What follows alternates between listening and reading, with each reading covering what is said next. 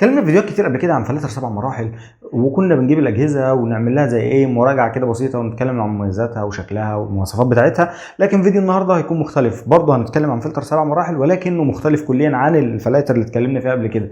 مختلف كشكل كتصميم، بعض المميزات او بعض الاضافات اللي كانت او اللي موجوده فيه، حتى كمان بلد المنشأ مختلفة خالص عن اللي اتكلمنا عليهم قبل كده. والأهم من ده كله إن الجهاز لسه ما اتغشش أو لسه ما اتقلدش، فهتشتري الجهاز وأنت مطمن إن هو مش تقليد.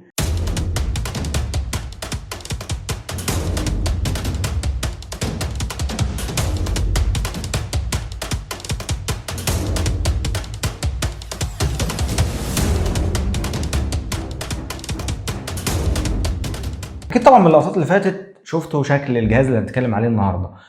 طب حلقة النهارده بقى او النهارده هنتكلم عن ايه عشان ما نتوهش من بعض؟ نركز مع بعض كده في الترتيب عشان ان شاء الله هنلم كل التفاصيل اللي انت محتاج تسمعها او اللي انت محتاج تعرفها.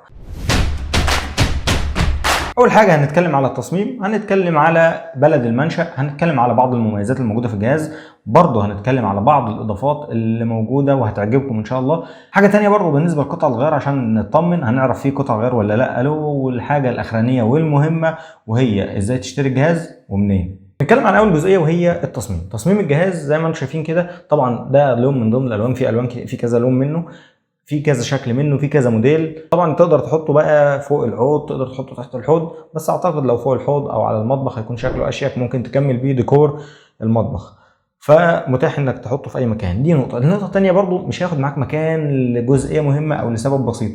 الجهاز الكلاسيك العادي ممكن تعلق الجهاز في مكان وتحط الخزان في اي مكان تاني، ولكن الجهاز ده كله على بعضه جوه الصندوق ده، سواء الخزان او الشمعات، كل حاجه تقريبا موجوده جوه.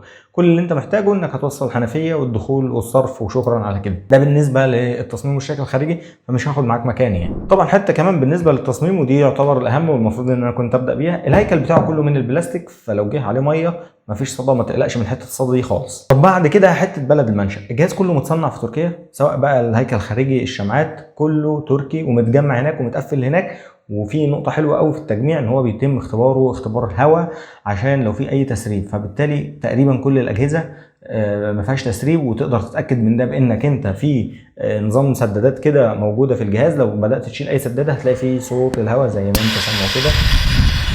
صوت الهواء ده بيأكد لك ان مفيش تسريب، لان هو اساسا مضغوط هواء من قبل ما يجي على مصر، وبالتالي اذا وجدت الهواء فمفيش تسريب. فدي حته انساها خالص ان تلاقي تسريب. طيب عايز اعرف بقى الجهاز ده تركي ولا في مشكله فيه ولا في شمعه متغيره؟ الشمعات بتاع الجهاز كلها عليها QR كود، تقدر تقراه بالكاميرا بتاعتك، هيدخلك على موقع المصنع نفسه اللي هو موقع مصنع اكواتورك. هتلاقي كل الموديلات موجوده على الموقع ده، هتلاقي كل قطع الغيار، وتقريبا كمان في اسعار موجوده عليه. دي نقطة. النقطة الثانية، الموقع تقريبا اتعمل له تحديث قريب، بقى يدعم اللغة العربية، ودي حاجة كويسة جدا، فتقدر تتصفح الموقع براحتك.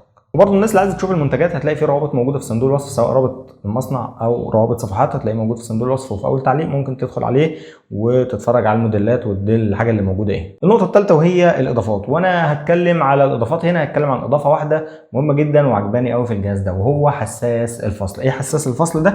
بكل بساطة الجهاز طبعا متقفل زي ما انتم شايفين كده، فمفيش ميه جوه هتخرج لبره. طيب دلوقتي لو الجهاز فيه مشكله او فيه تسريب هتستنى بقى اما يتملي ويغرق الدنيا؟ لا، الجهاز فيه حساس فصل جوه.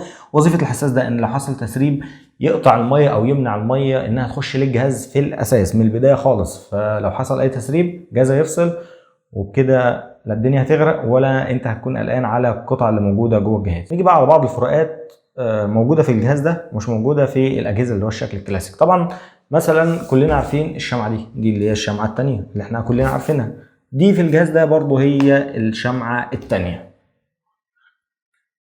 طيب الشمعه دي هي الشمعه دي، بس دي مش موجوده هنا. ليه بقى؟ دي بتركب جوه هاوسنج اللي هو الشكل اللي احنا عارفينه.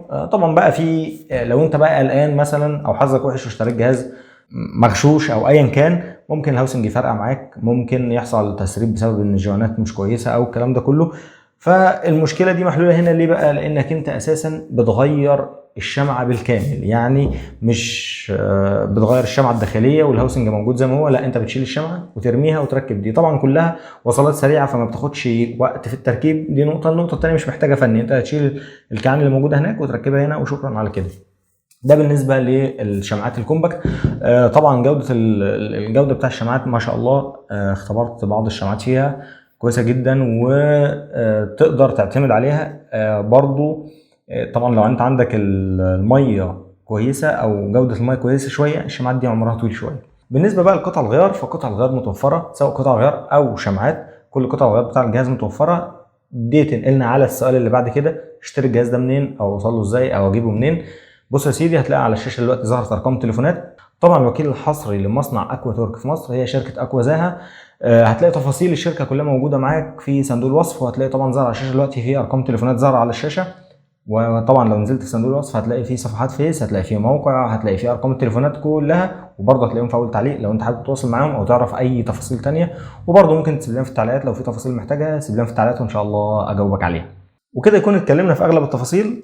ان شاء الله باذن الله في فيديو تاني هنتكلم فيه على الجهاز ده، ولكن كفايه انكم شفتوا شكله، نبقى نتكلم على تفاصيله في فيديو تاني.